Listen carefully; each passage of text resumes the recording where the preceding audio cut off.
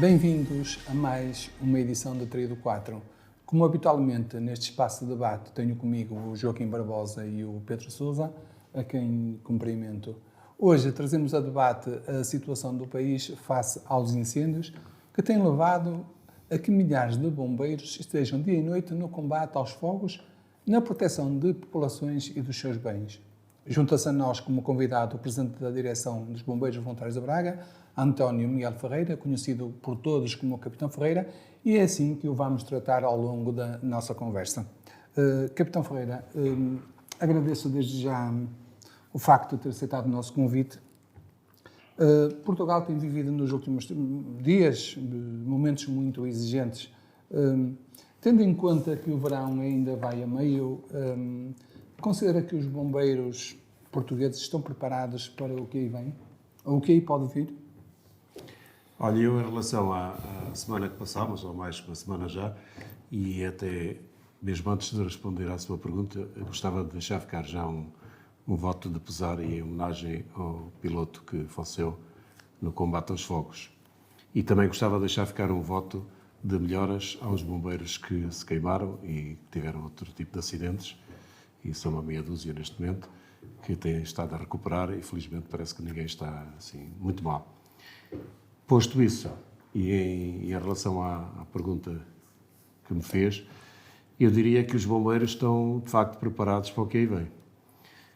Esta semana e meia foi muito dura, conforme toda a gente viu.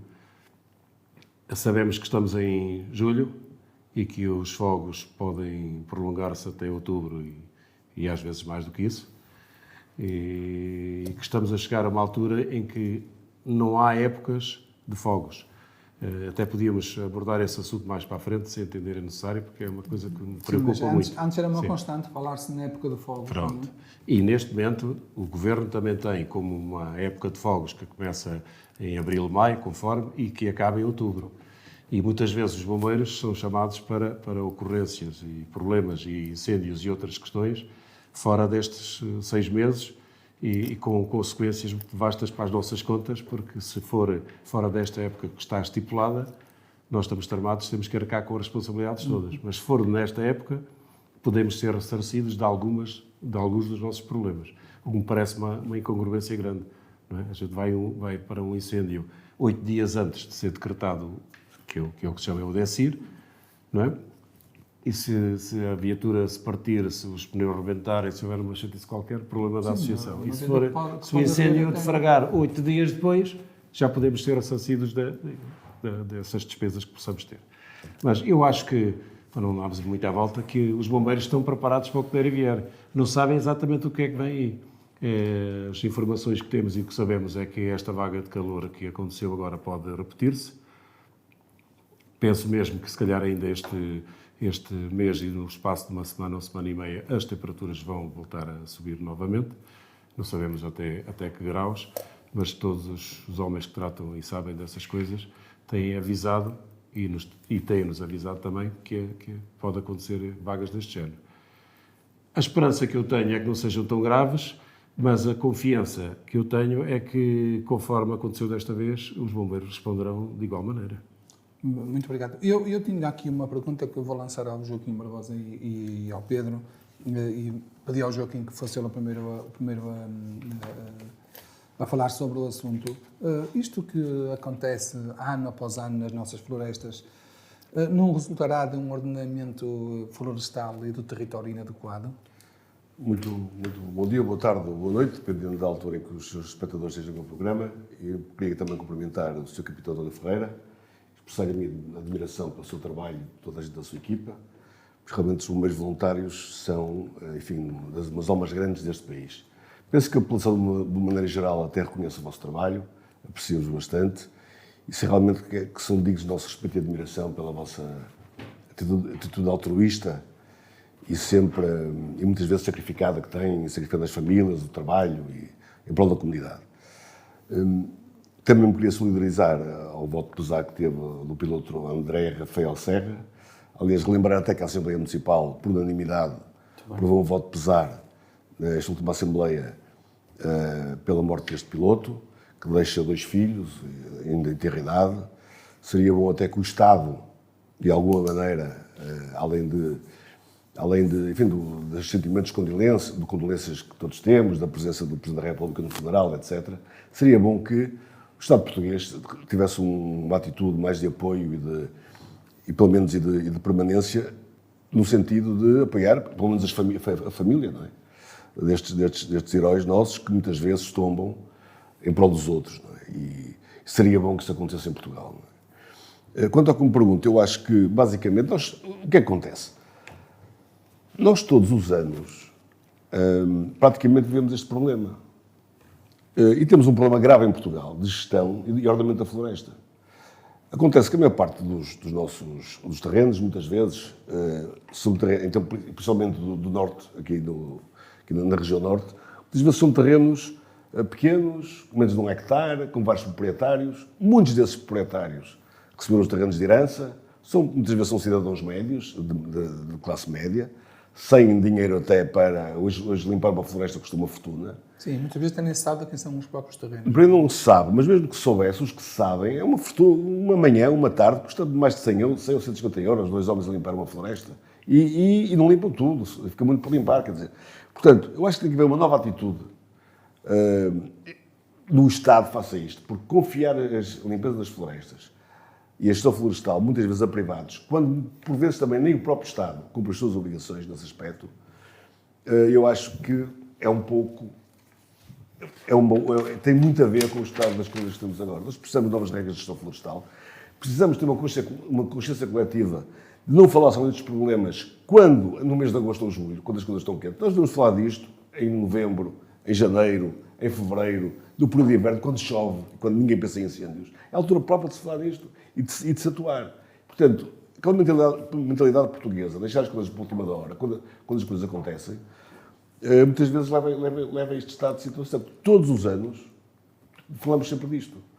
Eu sei que, principalmente depois dos incêndios do Pedrógão Grande, que houve alguns investimentos, Portugal está melhor preparado, segundo ouço, tem melhores equipamentos, melhores técnicas de combate ao fogo, mas o essencial tem a ver com a gestão da floresta, que me parece a mim que é primordial e há que ter coragem de uma vez por todas de atacar este problema. Obrigado, Joaquim. Pedro, queres continuar o pensamento do Joaquim ou tens outra ideia? Bem, eu queria cumprimentar o Sr. Diretor, Damião Pereira, saudar o meu colega de debate e amigo Joaquim Barbosa e cumprimentar com muita simpatia o Capitão Ferreira, saudando-o também pelo início recente de funções enquanto Presidente da Direção da Associação Humanitária dos Bombeiros Voluntários de Braga e saudar também o quadro de ação e de trabalho que tem vindo a desenvolver. Associo-me, como não poderia deixar de ser, ao voto de pesar aqui trazido ao programa. É uma perda que a todos nos dói muito, ver estes heróis que assumem a luta pela vida dos outros e pelos bens dos outros caírem em combate e, portanto, solidarizar-me e associar-me a esse voto de pesar com uma saudação especial e solidária à família. Eu acho que está quase tudo dito sobre os incêndios. Eu tenho que sou obrigado a dar razão ao Joaquim Barbosa. Eu, há longos anos, exerci funções políticas com responsabilidades também na Proteção Civil. Fui adjunto do último governador civil do Distrito de Braga, do Dr. Fernando Muniz, entre 2009 e 2011, e acompanhei com muita proximidade a gestão da pasta da Proteção Civil. Estive em grandes incêndios durante esse período, acompanhei um incêndio muito grande na Póvoa de Lanhoso, em Sobradelo da Goma, acompanhei um incêndio muito, muito grande de vários dias no Parque Nacional da Peneda Gerês também, e esta é uma pasta para a qual eu olho com especial interesse, até porque desses dias resultaram aprendizagens e um acompanhamento naturalmente feito com outro grau de proximidade e interesse. Eu acho que quase tudo o que é preciso fazer está identificado. Eu não sou especialista em proteção civil nem em incêndios, longe de mim dizê-lo. Todos sabemos que há problemas de variada monta nesta matéria. A questão do cadastro florestal é um problema que se arrasta há décadas e continua por resolver. e que muito entrava uma caracterização e um conhecimento da floresta que permita um quadro de prevenção, que é onde de facto nós devemos atuar. E depois há um conjunto de alterações àquilo que é o quadro meteorológico que fazem com que desde 2017, em que houve aquele verão absolutamente fatídico, com a tragédia de Pedrógão, mas também em que todos nos lembramos certamente de Braga rodeada de fogo e de imagens absolutamente dantescas que nos assustaram a todos e que fizeram muitas famílias que vivem no primeiro cordão da cidade, na zona de Nogueira, na zona de Lamaçães, na zona de Esporões, com situações gravíssimas e de grande receio. E hoje, eu dizia, com estas alterações que são muito produto das alterações climáticas, aquilo que os especialistas dizem é que estamos perante um quadro novo, muito novo na questão dos incêndios. Houve inclusive, e acho que esta é uma nota interessante para o debate, e até ouvir também o Capitão Ferreira sobre isto, houve inclusive uma comissão, um coletivo de bombeiros portugueses, galegos e americanos, que nos últimos 2 anos, pós-2017, estudaram os incêndios no norte de Portugal, em Portugal, no centro de Portugal também, norte e centro, na região da Galiza e na Califórnia, nomeadamente na pequena vila de Paradise, onde houve também um grande incêndio nos últimos anos. E eles dizem que nós estamos perante aquilo que se chamam os incêndios 6.0. O que é isto dos incêndios 6.0? É a conclusão que destes 3 países que eles estudaram com maior propriedade, de que houve um ponto comum, que é a velocidade da propagação do fogo, e que torna muitas vezes inúteis os esforços no combate, por maiores que sejam os meios. Isto é exatamente o mesmo que diz também um relatório recente, tem 3 anos, é um relatório da Cooperação Transfronteiriça para a Prevenção e Extinção de Incêndios, um relatório do Eixo Atlântico, que diz exatamente, e o sublinhado vai de encontro a estas coincidências, que a velocidade de propagação das chamas não é uma coincidência, mas a norma no futuro destes desastres. Estamos perante uma tipologia de fogos de 6ª geração, cuja livre intensidade lhes permite dominar a meteorologia da área circundante, criando condições extremas de tempestade e propagação.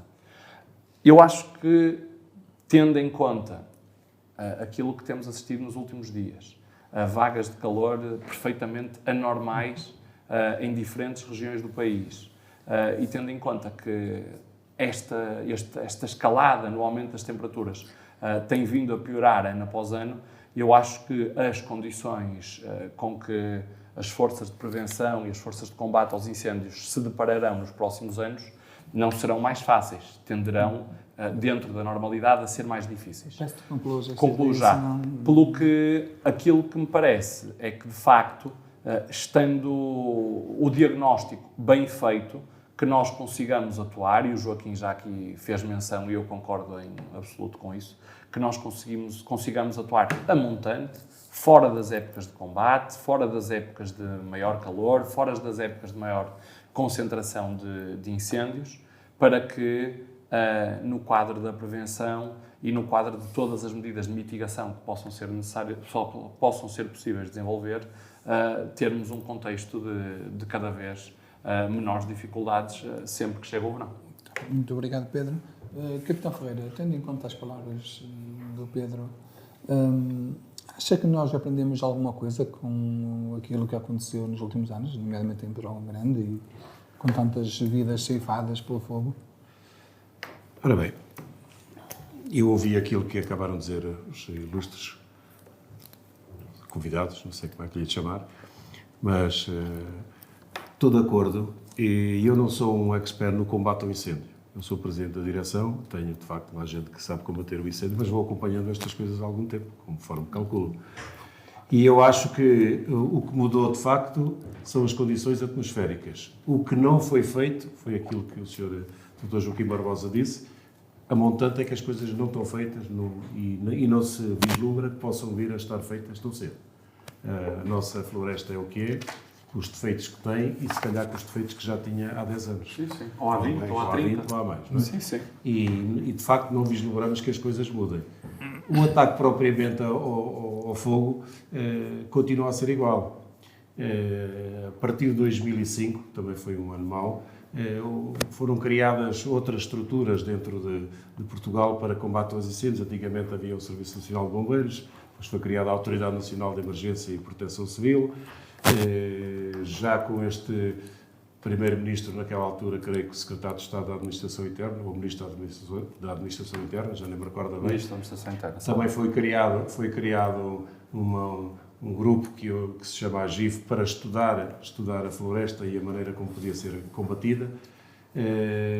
Foram tomadas medidas no sentido de criar outro tipo de forças no combate aos fogos. Foram chamados ao combate aos fogos, como sabem, muitos elementos da Guarda Nacional Republicana. Também começou a haver mais equipas de sapadores florestais. Mas a verdade é que a grande força que combate o fogo continuam a ser os bombeiros voluntários, sobretudo. E eu até queria fazer já um apelo. Vamos continuar, vi ali logo nisso, vamos continuar a falar dos bombeiros voluntários e dos outros agentes da Proteção Civil, claro. Porque ultimamente nas nossas televisões permanentemente se refere genericamente aos operacionais. Não é nenhuma asneira, mas quer dizer, sim, mas acho que o carinho e o apoio que os bombeiros voluntários merecem, claro.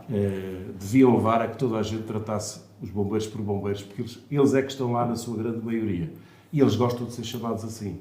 E se nós olharmos para um miúdo ainda hoje, e nós recebemos muitos miúdos em visita ao quartel, escolas pequenas, grandes, médias, etc., eles vão com um entusiasmo grande e muitos deles continuam a dizer o que se calhar no nosso tempo de pequenos já diziam: eu quando for grande quero ser bombeiro.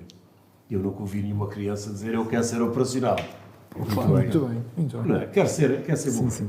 E acho que os bombeiros têm sentido um pouco que ao generalizar que são os operacionais, acho que eu que não sou bombeiro, estou à frente dos bombeiros, acho que eles merecem o carinho e o tratamento que o Sr. Diretor pôs ali quando fez o início, os bombeiros voluntários e os outros agentes da Proteção Civil, que são vários. E também, já agora também posso dizer que um jovem também que escolha ir para a Guarda Nacional Republicana hoje, também tenho alguma dúvida que esse jovem quer ir para a Guarda Nacional Republicana para ir combater os fogos. Há coisas aqui que no meu entendimento, ou na minha maneira, se calhar, militar de ver as coisas, não encaixam muito bem. Se queremos profissionalizar mais o combate aos fogos, então, se calhar, não precisamos de ir criar forças ou ir buscar elementos de outras forças que têm outras missões para combater os fogos. Então, vamos pegar neste exército que já temos de bombeiros e vamos dar-lhes condições, melhor formação, melhores equipamentos, tudo mais. E temos aqui a força para combater o fogo, que são elas que, na prática, o que fazem. Se calhar, nestas 2 semanas, todos nós tivemos a oportunidade de ver horas de televisão e quem estava a combater o fogo? Na frente de combate mesmo, com a agulheta, não. Quem estava lá? Mas aqui há pouco tempo também apareceu uma teoria em que os bombeiros voluntários seriam para defender as casas e as aldeias, etc., que estão no meio das... E outras forças é que iriam combater o fogo diretamente. Mas toda a gente diz isso, mas anos após anos, quem vai combater o fogo são os bombeiros. E este é o grande motivo porque eles se apresentam para vir para a nossa recruta. Um jovem, quando quer ser bombeiro, é para ir para o fogo. E eu sou culpado também, e todos os presidentes de direção, nós agora damos-lhe muitas outras coisas para falar, para fazer. E podemos falar nisso, se quiserem, mais à frente. Mas o grande motivo dos bombeiros são os carros vermelhos a ir para o fogo. E se quiserem tirar isto aos bombeiros, matam os bombeiros. É verdade que eles se sentem meio aborrecidos todos, porque ao começarem a pensar-se que outras forças é que poderiam ou deveriam combater o fogo, porque seriam forças profissionais e o combate ao fogo não podia ficar só dependente do combate de voluntários, creio que seria essa mais a razão.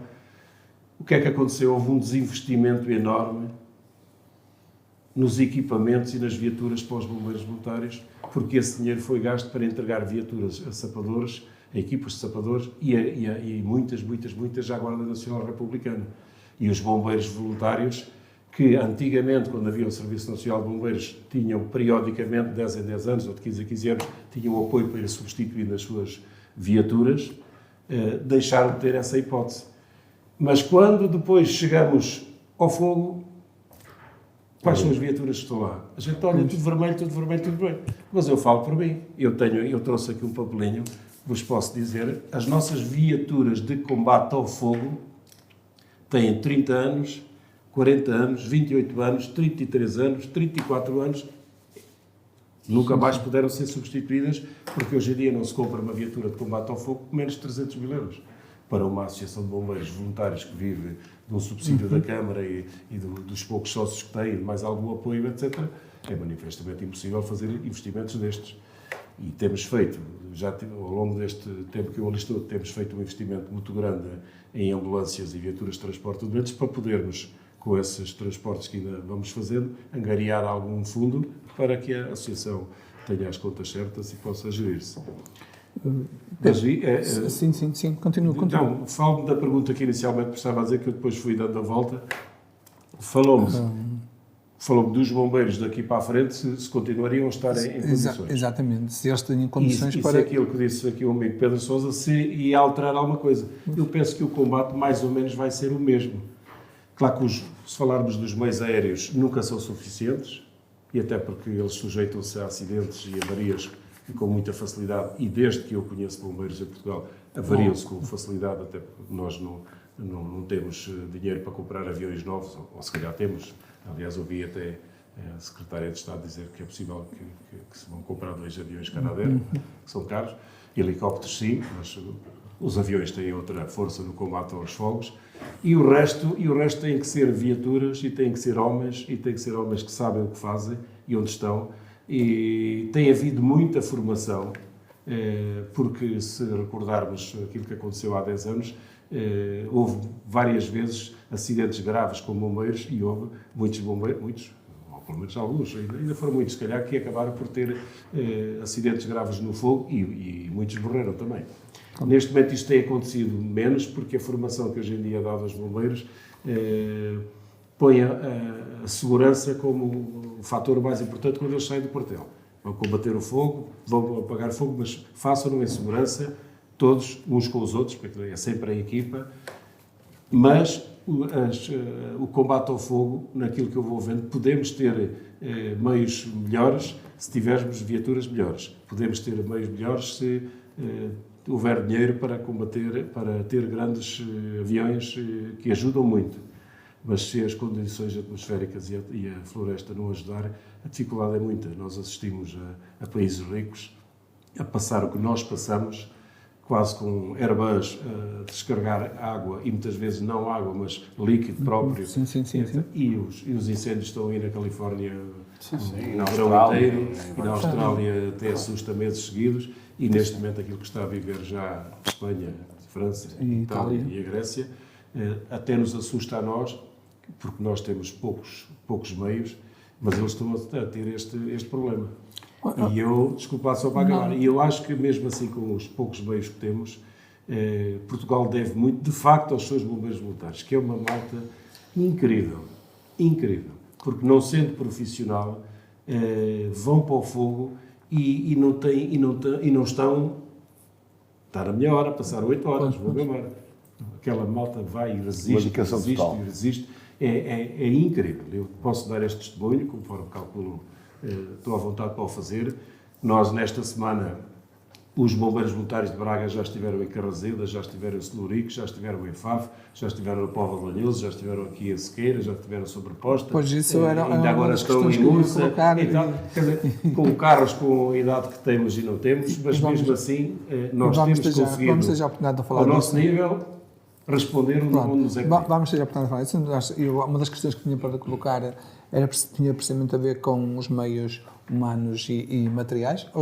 Sobre os meios materiais já me respondeu, mas meios humanos, como é que estamos de... Olha, nós temos 106 bombeiros no quadro ativo, porque nas corporações de bombeiros há o quadro ativo, há o quadro de reserva e há o quadro de hora, não é? E também há os extra, mas Aquilo que eu quero explicar é assim, os bombeiros do quadro ativo são aqueles com que a gente conta de momento para poder fazer o nosso trabalho. Os elementos do quadro de reserva continuam a ser bombeiros, mas têm que pedir passagem ao quadro de reserva por circunstâncias que todos nós compreendemos perfeitamente. Estão a trabalhar cá em Braga e foram colocados em Guimarães, em Porto, Lisboa, etc. Nós temos muitos bombeiros que são enfermeiros, outros são engenheiros. Eu, neste momento, não tenho um bombeiro desempregado no Corpo de Bombeiros. Os que não estão lá, a grande maioria são bombeiros voluntários, mas todos têm funções.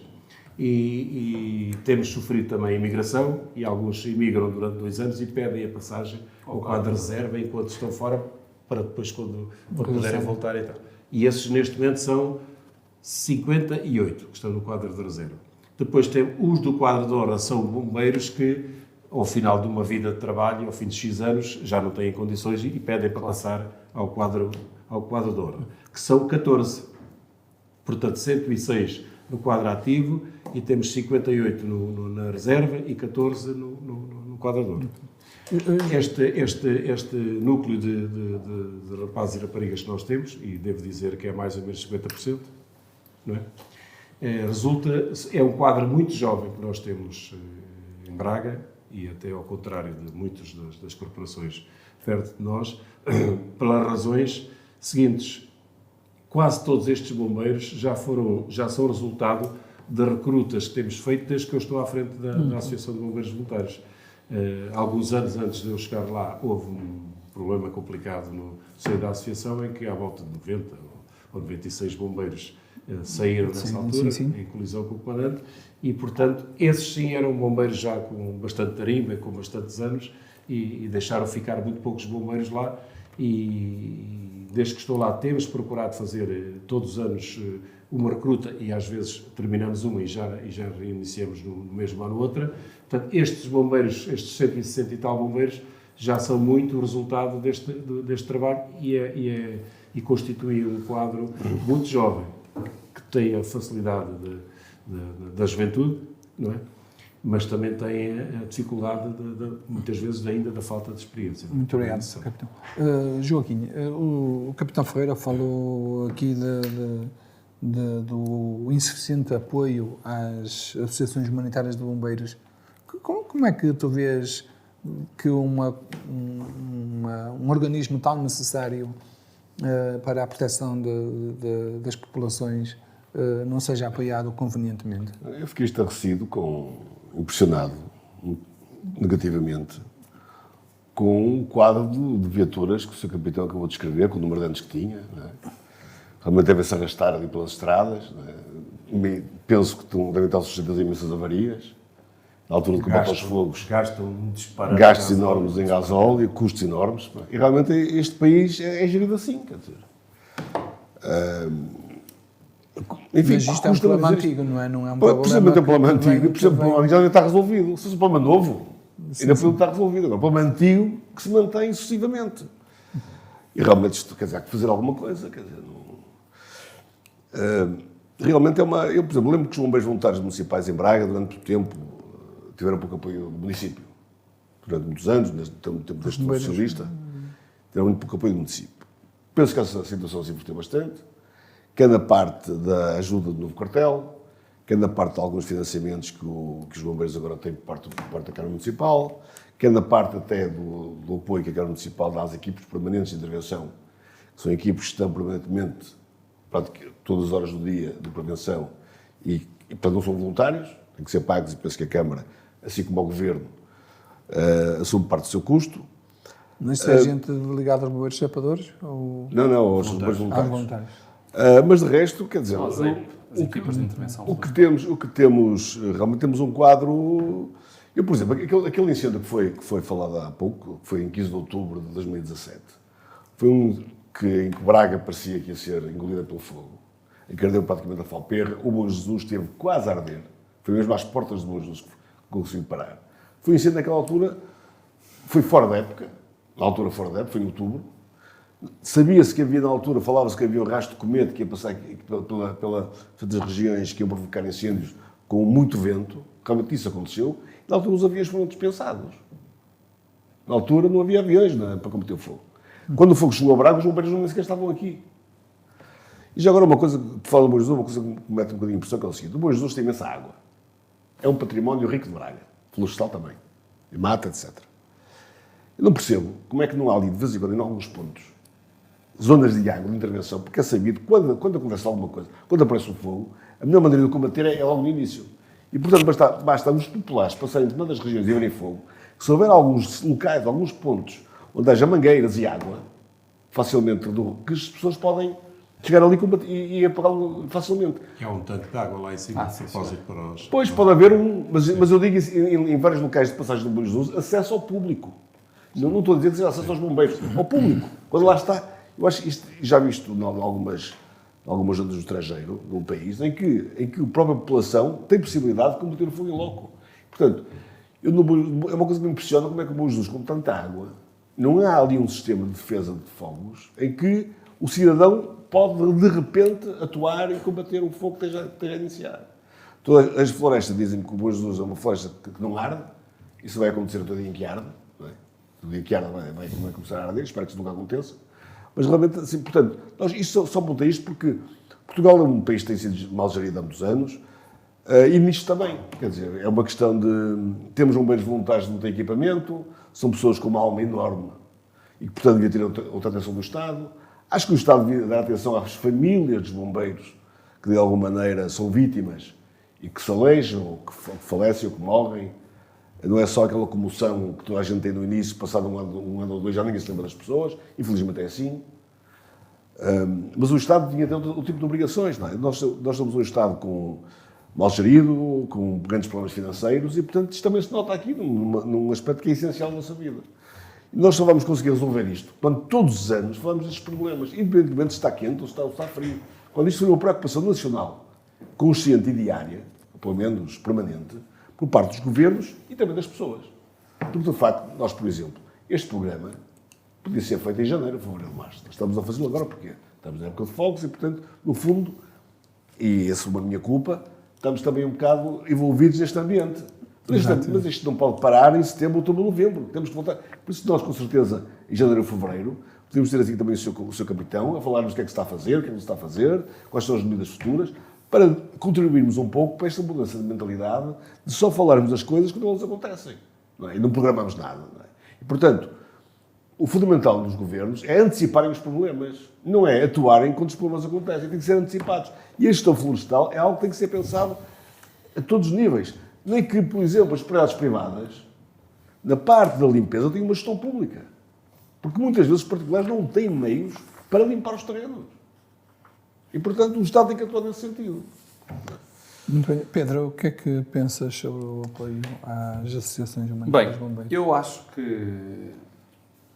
acho que nós não podemos entrar nesta matéria. Eu, em 2017, era líder da bancada do PS na Assembleia Municipal e, portanto, tinha assento em todas as comissões especializadas da Assembleia Municipal e acompanhei com muita acuidade todo o incêndio de 2017 e, inclusive, lavramos nessa comissão um relatório de análise sobre os incêndios de 2017. É verdade que já não tínhamos cá os meios aéreos, até porque aqueles incêndios aconteceram fora da fase Charlie, que é a fase considerada mais grave e em que os meios aéreos estão de forma... Mas sabia-se que ia acontecer. Estão de forma permanentemente disponível. Mas eu acho que aquilo que não podemos entrar, porque o assunto é sério demais, estamos a falar da vida das pessoas, da segurança de pessoas e bens, é entrar nesta lógica de passa a culpa é do governo, a culpa é da Câmara Municipal. Não, houve e há responsabilidades de todos os atores públicos. É preciso olhar para a proteção civil de outra maneira. Do governo, às câmaras municipais e às demais instituições. Todas. Em 2017, é verdade que se sabia que ia acontecer, que havia alertas graves, que havia inclusive o alerta do CIOPS, que é o Sistema Integrado de Operações de Prevenção e Emergência de Socorro. Houve este alerta, a Câmara foi informada também e não foi possível mobilizar todo o dispositivo municipal de proteção civil. E lembro-me perfeitamente, e essa foi uma das críticas que na altura foi muito aduzida por todos os grupos, inclusive pelo PSD, com o deputado João Granja a assumir que isto não pode acontecer,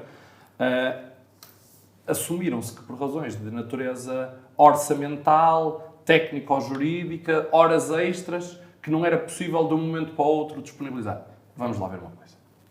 É impossível, em contexto de catástrofe, estarmos a pensar em horas extras e em orçamentos e no que quer que seja.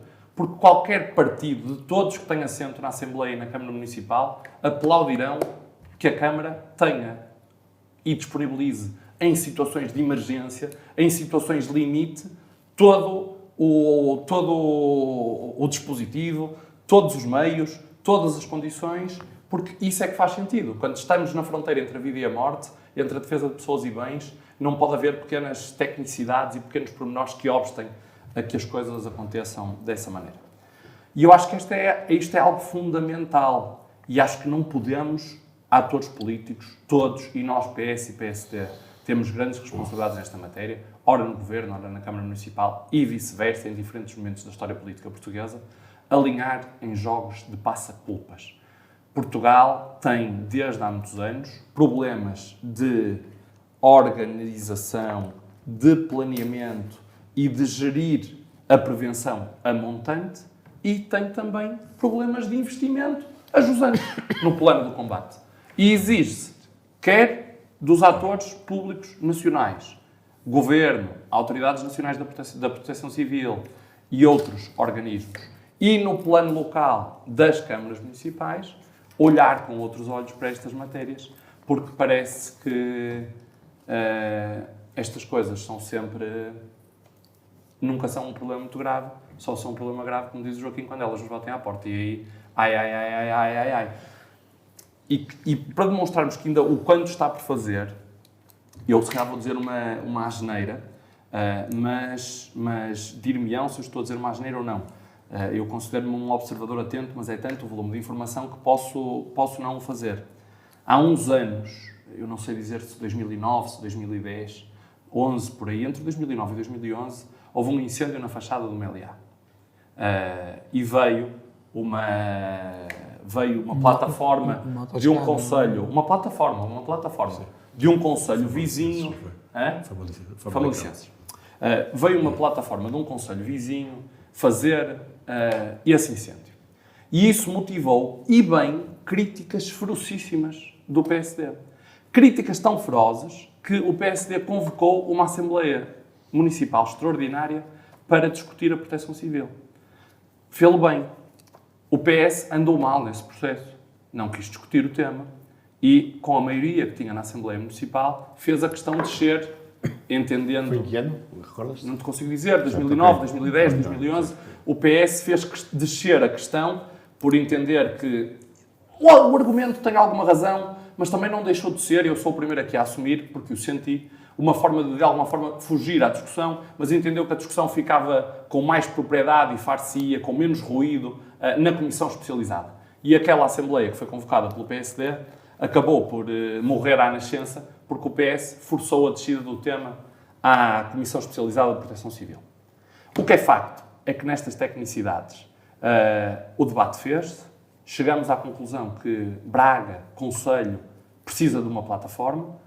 Essa plataforma é um investimento muito avultado, pelo que sei, acima de 1 milhão de euros, ou à volta de 1 milhão de euros. A de Guimarães foi isso que custou. E, pelo que eu sei, estes anos todos, Braga continua sem plataforma. E, portanto, aquilo que a maioria da direita dizia, e lá está, não quero alinhar em jogos de passa-culpas, mas de que a proteção civil iria deixar de ser o parente pobre, como era nos executivos socialistas, e era, algumas vezes foi, devia ter contado com mais investimento e com outro quadro de prioridade, mas também continuam hoje, passado 10 anos, sem se fazer investimentos essenciais para aquilo que, para mim, na minha visão de conselho e na minha visão de desenvolvimento, porque a segurança de pessoas e bens tem que ser olhado como algo de primeira prioridade para que todos vivamos em segurança, continua sem se fazer. E isso, naturalmente, é motivo de preocupação. Obrigado, Posso só dizer uma Pedro. Sim, Joaquim. Eu comungo, em princípios, como do ponto de vista geral, comungo do pensamento do Pedro. Agora, lá ver. Também nos compete a nós agora aqui dizer quais são os equipamentos que Braga precisa ou não precisa. O que eu acho que numa gestão do país, pública do país, nós temos que ter um sistema integrado de proteção civil. E não quer dizer que todos os concelhos tenham os mesmos equipamentos. Se há uma plataforma do Milhão em Famalicão, Soltra em Guimarães, se de Guimarães ao Braga demora 5 ou 10 minutos, Eu não sei até que ponto, não sou especialista na matéria, de forma que o Sr. Capitão poderá dizer Eu melhor que também não sei. Não sei até que ponto é que justifica termos uma plataforma de €1 milhão, temos uma aqui tão perto. Enfim, ou se o facto de termos em Guimarães, se alguma em Guimarães ao mesmo tempo, que aconteça em Braga, se poderá ter problemas. Agora, nós temos, o que é preciso é ter uma gestão integrada disto. Integrada dos meios, não é? Eu, no campo dos realmente, passar culpas não é a melhor solução, mas há que assumir responsabilidades. E, de facto, os problemas antigos não se podem dizer que são problemas antigos, só daqui a 20 anos estamos a dizer a mesma. Olha, daqui há 40 anos, há 20 anos, sempre não sei o que é. Tudo se mantém. Quer dizer, os governos existem para atuar e para resolver problemas. Não existem para dizer que os problemas estão antigos. Não é? Esperemos agora com esta maioria absoluta que as coisas alterem um bocado. Obrigado, Joaquim. Falámos em equipamentos, em condições. Sr. Capitão, como é que estamos em relação ao novo quartel? As obras do novo quartel já começaram, não é? Esta estrutura fazia muita falta a Braga. Foi um processo muito complicado e muito difícil de se licenciar, mas pronto, essa fase está ultrapassada e as obras já começaram e vão durar ainda mais ou menos um ano. Eu já ansiava um pouco isso, mas pronto, as contingências e os muitos atrasos que nós tivemos, acabámos por cair com a construção do quartel na pior altura do mundo e quando não se devia fazer, por todas as razões e mais alguma, porque não há preços para nada, não há Os custos de produção. não há mão de obra, não há nada, Sim. mas nós temos um promotor que está a fazer aquilo e que, se fizer, receberá o nosso edifício em troca, não é, do trabalho que vai fazer, mas há sempre muitos trabalhos a mais e outras coisas para fazer. E Está preocupado que o orçamento inicial para o quartel ultrapasse muito as suas contas? vai garantidamente custar muito mais dinheiro do que aquilo que Estava orçamentado. prevíamos, não é? Também é verdade que o nosso imóvel vai valer bastante mais dinheiro do que valia quando pensámos nisso. Claro. Porque os imóveis também estão a valer muito dinheiro. Mas eu já que fala do quartel, e eu gostava de até gastar um bocadinho com o carinho que tenho àquela obra, gostava de apanhar aquilo que disseram os dois senhores comentadores e disseram muito bem, que o alerta que está feito para os equipamentos é sério e deve ser sério e tem que ser pensado com seriedade. Não é? Braga, também é verdade que eu tenho acompanhado que tem feito um investimento neste momento sério nos bombeiros sapadores. Município. Sapadores de Braga. Sapadores de Braga. Que têm neste momento melhores viaturas, já mandaram vir uma autoescada também, estavam a falar da plataforma, é um pouco diferente da autoescada, mas a autoescada também serve para isso. Sei que vão adquirir uma nova autoestrada. Autoescada. E não a conheço em si, mas disseram que seria funcional. Compraram viaturas, equipamentos para todos os bombeiros. Neste momento, a aposta que o município fez grande nos sapadores vai permitir que eles estejam muito melhor Bem equipados. preparados. Muito bem. E não quer dizer que a Câmara não tenha olhado também para os bombeiros voluntários. Nós, neste momento, temos sido melhor acompanhados, temos ajudado com subsídio para os projetos, etc. Portanto, uma das perguntas que eu lhe queria fazer é como é que estava também a relação com a Câmara Municipal de Braga? Nós temos a melhor relação com esta Câmara Municipal e quando digo esta Câmara Municipal não digo exatamente só o Presidente da Câmara ou os membros executivos do partido que neste momento governa. Temos, de facto, essa é uma relação muito boa, mas temos uma boa relação com a Câmara Municipal. E não foi por acaso que há dias, quando nós fizemos a nossa festa para a tomada de posse para o terceiro mandato desta direção a que presido, nós entregámos à Câmara Municipal a nossa medalha de ouro e explicámos porquê. Medalha de mérito, sim, senhor. Exatamente. Da honra ao mérito, que é assim que se chama a nossa medalha, Museu porque dá-nos muita satisfação que aquilo que o Executivo tem proposto de apoio aos bombeiros voluntários, e algumas coisas têm sido, tanto quanto sabemos, têm sido aprovadas por unanimidade. Claro. O que a nós nos agrada muito e ficamos muito satisfeitos e achamos que é assim que tem que ser, porque nós não temos cor, conforme calculam, qualquer cor partidária, e não temos mesmo, e eu também nunca tive e não vou ter já vi que sim, e é assim que eu penso, e temos que andar para a frente. Mas as viaturas são velhas, os equipamentos são poucos, Mas faltam outras coisas graves que ainda não falámos aqui. Faltam incentivos ao voluntariado. E é preciso muita atenção que não sufoquem as associações de bombeiros voluntários. O incentivo ao voluntariado... Nós temos vindo no país, como toda a gente sabe, temos vindo a perder bombeiros voluntários. Cada vez há menos bombeiros voluntários. E também eu vou notando que cada vez mais os jovens ainda vão para os bombeiros voluntários e passados 4, ou 3, ou 2, ou 5 anos vão embora. Há também alguma desilusão por falta de condições, por falta de algum carinho, de algum apoio, de alguns incentivos sérios. Eu acho que se deviam começar a olhar até para outros países. Eu já li uma altura um artigo que deixo aqui à vossa consideração também, que em França, os bombeiros voluntários, que também existem, o jovem que é bombeiro voluntário, se for bombeiro voluntário 20 anos, 30 anos ou 40 anos, e tiver isso no seu cadastro, no seu currículo, quando é reformado, tem mais um X durante a sua reforma. É um incentivo que é sério. Dá para pensar quem enquanto tem saúde e vida, poder ser bombeiro voluntário, mas sabe que depois na velhice e mais tarde, e se calhar quando mais precisa, tem ali um incentivo. Quem diz este, diz outros que eu não sei. Deixe-me sublinhar isso ao seu capitão, se me permitir. Eu acho que esta é uma questão importante, Damião. Esta nota é uma nota muito importante e, de facto, nós em Portugal, acho que aquilo que é a dimensão da participação voluntária é ainda pouco apoiada pelo Estado. Há excelentes exemplos na Europa, sobretudo na Europa, que são os exemplos que eu conheço melhor e com maior proximidade. Há exemplos para o voluntariado em associações que têm aquilo que é o Estatuto de Utilidade Pública, porque há muitas associações, mas nem todas têm o seu Estatuto de Utilidade Pública reconhecidas. Mas há várias instituições que têm, como eu dizia, o reconhecimento de utilidade pública, em que os seus voluntários têm benefícios da mais variada índole.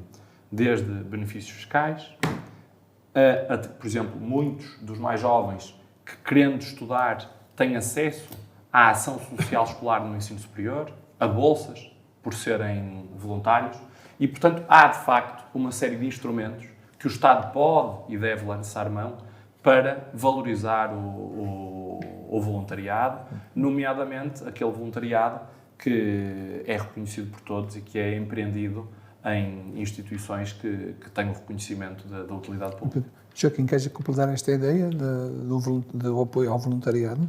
Não, eu acho que não há nada a dizer, concordo com o que o Pedro disse, na linha, aliás, da intervenção do Sr. Comandante, e que eu dizia também há pouco, quer dizer, acho que é preciso, Portugal tem que saber, se quer ter alguma... Portugal tem a obrigação de reconhecer aos seus homens e às mulheres que tanto lutam por este país, tem que lhes dar algumas condições de incentivo e não deixá-los só à sua mercê. Parece-me fundamental, por exemplo, neste caso, o apoio que tem que ser dado àqueles familiares de bombeiros que se aleijam gravemente ou que morrem em combate, com filhos pequenos, com mulheres que ficam viúvas, sem muitas vezes vendo a diminuição dos seus meios de subsistência. Isso e outras questões que falou o Pedro, parece-me fundamental para... Mas tudo dentro de um quadro de gestão deste problema, de ordenamento deste problema e de encarar isto de outra maneira, não é? Como se destes anos. Que o Estado também assuma um pouco esta responsabilidade de uma maneira séria. Sim, das pessoas. Eu dou um exemplo. Esta semana, ou semana e meia, estivemos em contingência e alerta vermelha, alerta máximo. E dizem as normas que, numa altura destas, os comandantes devem procurar ter nos seus quartéis pelo menos 80% de todo o efetivo do contingente. Não é? E diz a lei da contingência que os bombeiros voluntários, tanto do setor privado como do setor público, com algumas exceções, alguns também podem estar em hospitais e em determinadas posições que também lá estão muito bem, mas do setor público e do setor privado devem regressar aos quartéis e estar prontos para aquilo que der e vier. Qualquer eventualidade. E eu digo o seguinte, mas depois passa horas para o comandante. Depois o comandante, numa altura dessas, tem que ver quais são os empregos de onde tem os seus bombeiros e falar aos seus patrões no sentido deles os dispensarem. E há patrões que, aquilo faz-me tanta falta, e assim, desta maneira, e daquela, e desta maneira. Tá. e outras vezes é o próprio bombeiro a pedir ao patrão deixe-me ir embora, etc. E eu acho que o Estado devia assumir muitas destas responsabilidades e devia decretar as coisas de outra maneira. Chegámos ao alerta máximo, aviso na comunicação social que todos os bombeiros regressem, apresentem-se nos quartéis. E acabou de tirar a chatice de ser o comandante andar a pedir a A ou B ou C, ou ao patrão da A ou B ou C. Se estamos num caso desse, acabou. Mas depois digo outras coisas que gostava de falar aqui da associação. Mas eu recordo-me que logo no sábado, no primeiro dia, eram pai, meio-dia, mais ou menos, e tal, e nós já tínhamos perto de, não eram 40, mas eram 30 e tal bombeiros no quartel, que como era fim de semana, estavam lá à espera de ser mobilizados para onde quer que seja e tal, e chegou a hora do almoço. Chegou a hora do almoço e alguém me ligou ao seu capitão. E agora, comer para esta malta toda? Bem, e pronto, a gente mandou buscar comida e tal. E depois eu questionei a autoridade nacional a dizer assim, então isto vai demorar uma semana ou duas, e nós, associação, é que vamos pagar a comida a esta gente toda que é que está. E é verdade. Isto tem alguma lógica. Não sei se posso fazer uma chaveta, porque eu acho que é muito interessante sobre isto. Sim, mas tem alguma lógica. Estamos já com 50 minutos. Não, é mesmo por causa disto que o Sr. Comandante partilhou. Eu acho que havia muitas razões que faziam sentido sobre a decisão de extinguir os governos civis. Acho que a única razão, e acho que bastava, para que não se extinguissem os governos civis, era a questão da gestão política da proteção civil. O governador civil era, e todos o sabemos, o representante do primeiro-ministro na região. Muitas vezes é difícil este plano, que é um plano onde parece que ninguém tem responsabilidades, mas que estamos a falar de questões laterais à operação, mas que são fundamentais. O ter uma zona de campanha onde os bombeiros possam descansar para se revezar em combates prolongados de muito tempo, montar estruturas de refeições, de apoio, disto, de tudo aquilo. Nesse tempo, é muito mais fácil fazer isto se houver uma entidade política superior às câmaras municipais, com capacidade de as articular, de as colocar a dialogar com um poder de Estado, que era o governador civil. Eu posso-vos dizer que naqueles 2 incêndios que há pouco eu aqui dei nota, todo o dispositivo lateral à operação, mas que é fundamental, as questões das dormidas, as questões das refeições, em combates que duraram os 2 mais de uma semana, em permanência, foram garantidas com uma articulação que o governador civil proporcionou em diálogo com os autarcas. Era mais fácil, no meu entender, esta articulação existir na altura em que os governos civis existiam, do que hoje os presidentes de Câmara, que estão todos no mesmo plano, entenderem-se muitas vezes sobre estas matérias. Muito obrigado, Pedro. E este é um contributo apenas para a reflexão. O nosso programa está praticamente no fim, mas eu tinha prometido ao Capitão Ferreira que eu daria 2 ou 3 minutos para falar um bocadinho sobre, fazer um balanço do seu mandato e uma ideia ou outra sobre o futuro. Eu pediria que fosse rápido, porque infelizmente o tempo esgotou-se muito depressa, o assunto era demasiado importante para... Gostava de poder falar aqui de mais uma série de coisas, nomeadamente das associações de bombeiros voluntários, que vivem com muitas dificuldades, muitas delas no país estão à beira da falência, e aquelas que não, e muitas das que não faliram ainda, é porque neste momento as câmaras estão a assumir e a apoiar grandemente os custos correntes e diários das associações. Não é verdade? Nós em Braga vivemos uma situação diferente, a Câmara Municipal tem os seus bombeiros sapadores, que se calhar faço ideia nenhuma, mas se calhar custam milhões de euros por ano e, portanto, já tem uma despesa brutal com os bombeiros. E eu, representando os bombeiros voluntários, queria sempre que a Câmara me apoiasse mais, mas não tenho com que reclamar e também percebo que eles têm os seus bombeiros, embora também olhem para nós como parte da proteção civil. Mas as associações vivem com essa dificuldade toda porque toda a orgânica está mal montada. Nós fazemos o INEM praticamente todo, 80 e tantos % são os bombeiros que o fazem. Mas já pensaram porque é que são os bombeiros que o fazem? Porque o INEM, que também tem viaturas amarelas e também tem motoristas e enfermeiros, etc., profissionais mesmo do INEM, acha que é muito mais barato entregá-lo aos bombeiros voluntários. Senão não entregavam. E então eles pagam pouco e a gente faz o INEM quase todo. Não é? O Estado põe os bombeiros voluntários a transportar os doentes quase do norte a sul do país, todo porque paga pouco. Nós andamos numa questão tremenda aí com o Governo neste momento, que está mais ou menos terminada, porque estávamos a receber 51 cêntimos por quilómetro A desde 2010 e 12, não é verdade? E agora, neste momento, vai passar para 58 e continua a fazer essa mesma asneira. Quer dizer, nunca se põe uma taxa de pagamento indexada, pelo menos, à inflação ou qualquer coisa. Bem, que agora, ao fim de 10 anos, passou para 58 e daqui a 3 anos os bombeiros já não aguentam fazer os transportes porque o gasóleo, não saber para que preço é que vai, etc. E nada está indexado. Pronto, agora fica aí e vai andando. E as associações estão a ficar com a vida completamente tramada. Nós estamos a fazer uma recruta ou recruta e meia por todos os anos. Cada bombeiro, só quando entra na recruta, a associação custa 1000 e qualquer coisa euros. Se nós tivermos 30 ou 40 bombeiros a fazer a recruta por ano, e temos feito mais ou menos, só para eles entrarem lá para dentro, em fardas, são 30 ou 40 mil euros. Claro. Sem mudar nada, sem substituir viaturas, sem nada. Isto é só um exemplo daquilo que as associações neste momento vivem, mas existe uma lei nacional de financiamento aos bombeiros. Os bombeiros voluntários de Braga recebem 8 mil euros do Estado, dizendo que é a coparticipação que o Estado lhe dá para a Associação dos Bombeiros funcionar. Estamos a brincar, não estamos? Qualquer dia, com um bocadinho de jeito, a Câmara Municipal dá-nos mais dinheiro que o Estado. Ou então, como também já se vai ouvindo, se calhar todos os bombeiros voluntários, mais tarde ou mais cedo, vão ser entregues às câmaras municipais. Também se fala nisso. E serão todos municipalizados.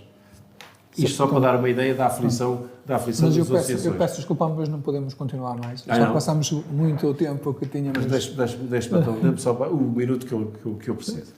Nós acabámos os nossos 2 mandatos e acho que cumprimos aquilo a que nos comprometemos. Está concluído o saneamento financeiro da associação, temos uma nova equipa de comando que, a muito boa hora, nomeei, são 2 rapazes e uma rapariga, gente nova, que estão a fazer um trabalho fantástico, estou satisfeitíssimo, estão-me a aliviar muito as costas e eu acho que foi uma das melhores decisões que eu tomei na minha vida. E a operacionalidade do nosso Corpo de Bombeiros está em crescendo de tal ordem que só me arranja chatices, porque vai crescendo, depois eu não consigo ter equipamentos, viaturas e materiais para aquilo que eles necessitam no trabalho que estão a fazer. A resposta ao INEM, à emergência, estamos a bater recordes brutais. Aqui não há muito tempo o INEM telefonou-me a perguntar como é que nós estávamos a conseguir responder a tantas emergências na nossa cidade, o que nos dá um grande orgulho, porque nós não somos só de fogo, também temos esta responsabilidade grande. O que é que falhei grandemente? Era por isso que eu queria bater. Na angariação de sócios. Não consigo entender. A cidade de Braga deve ser das cidades que menos sócios tem dos bombeiros. E eu não... Quer dizer, acho que...